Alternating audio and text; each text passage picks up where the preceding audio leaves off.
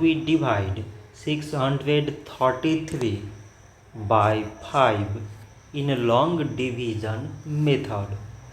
5 times 1 is 5. On subtracting, we get 1. So now we put down these 3 and it is 13. 5 times 2 is 10. On subtracting, we get 3.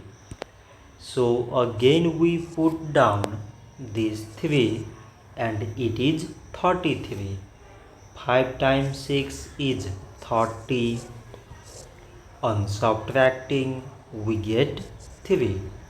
So now we have no any other number to put it down. So we take here decimal so that we put 0. So it is 30 and 5 times 6 is 30.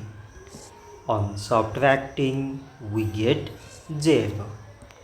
So 633 divided by 5 is 126 decimal 6.